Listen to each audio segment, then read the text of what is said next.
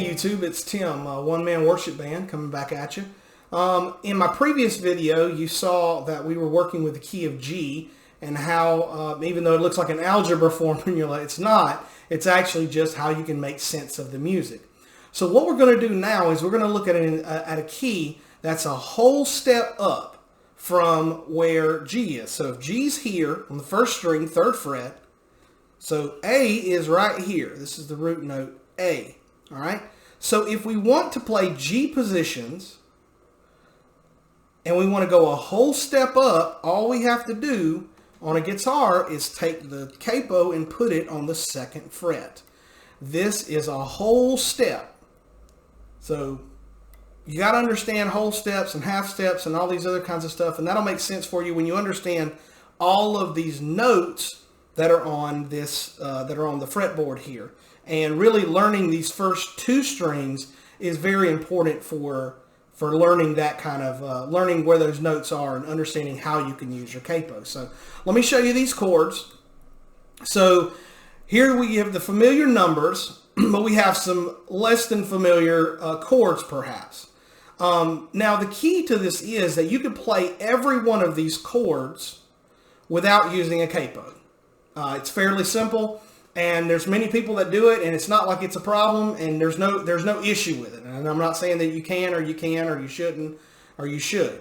But what I've learned over my years of leading worship is it's vitally important for me to be able to focus on what I'm doing. And if I'm able to do that, then I'm able to do my job a lot better. But if I'm not, then we got a problem. So I don't like to play unfamiliar chord structures. So I'm going to show you real quick. We'll take off the capo. And so let's play some of these notes. So your 1 is an A. And that's just the 3rd, 4th, and 5th string on the 2nd fret. Then you can play a B minor, which is just this A minor position barred.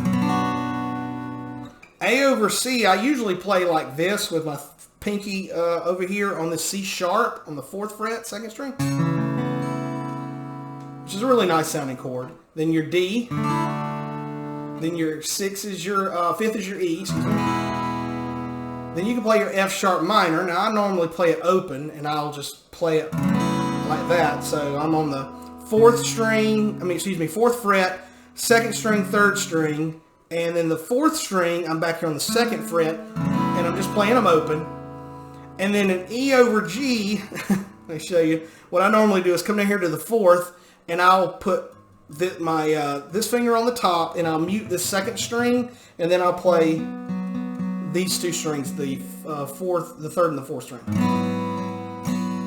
and then back to the A. You can do that. It's not a problem.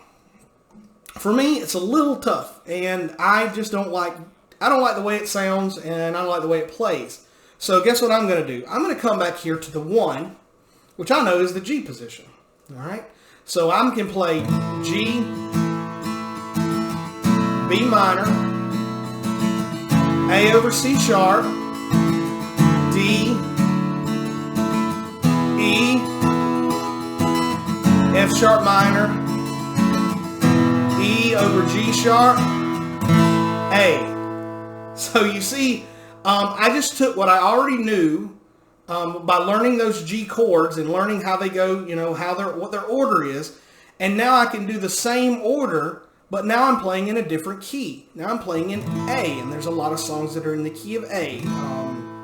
The Blessing is one that comes to mind. The Lord bless you and keep you, make His face shine upon you, and be gracious to you. So that's the kind of song where you're like, well, I want to play that song, but those chords look strange to me. And this is a way that you can do it. By playing in with the capo and using the G position chords, you have now eliminated this extra layer of, I don't know how those chords work. And this works all the way down the fretboard. So you could keep moving the capo and play in B flat, play in any one of these keys. And let me show you that real quick. I'm going to so this first string right here is that's an E open. If I don't touch anything, it's an E. So a half step, so this is 1 fret, it's F. F sharp or G flat. The sharp is just when it's above and the flat's when it's below. So it's actually both. It's an F sharp and a G flat. So it just depends on how it's written. So here's your G, G sharp or A flat, A sharp or B flat, B. Then on the guitar, there is a half step. Between a B and a C is a half step. All right? So B, C, then C sharp, D flat is on the 9th fret, D on the 10th, D sharp, E flat, and then back to E all the way down. So if you were just learn those positions, now commonly I don't go much past playing on this fret, the that's the 6th fret, yeah. In C, so if I put the capo here on the 5th fret, and I'm up here to the 8th fret, I'm sorry, the 8th fret. So this would be C.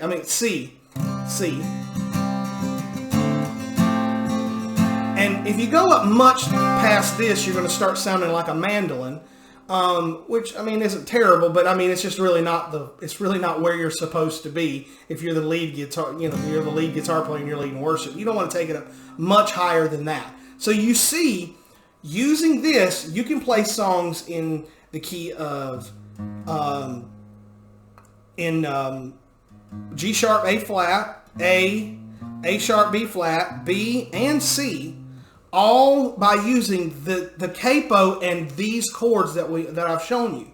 So this is the best part about it, is that you're going to learn how to play songs. If you see a song come up in the key of B flat, you're going to be like, I don't know how to play that, but you're going to look at those chords and you're like, I know what those chords mean. And once you learn these, at least these first 2 positions, you can play a lot of songs by understanding, like if you're in B flat, so let's come down here to this 3rd fret here. So if I'm going to play a G position, I'm in B flat right here. Now the natural thing, the 4 of that is here, and you're like, what is that? Oh, that's an E flat. You didn't even know what it was. You just naturally went and played the 4, the C position, and then you can go down to the D position. And what is that? That's an F. So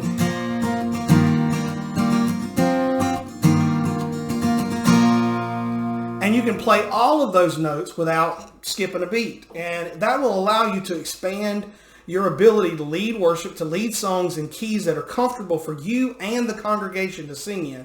So I want you to really work on those things. Work on learning this fretboard, learning at least these first 2 strings where what notes are on every one of these. And remember, it just repeats down here at the 12th fret where this double dot is. It's just going to go back to the original chord. So whatever it is open, it's the same thing here. So you have to put that alphabet in between all of those things, remembering that there's a half step between B and C and E and F. So there's only 1 fret instead of 2 between those 2 notes, so you don't get confused about how that works. So super important to remember that. And I hope that this is going to help you to get your song repertoire up, to be able to know what you're doing and how to play. And it's going to allow you to really expand how you're able to lead worship, so you're not having to think so much about what you're playing. You can think about what you're singing and what you're saying. So I hope you have a good day. Be blessed, and I'll see you later with some more content. Thanks, man.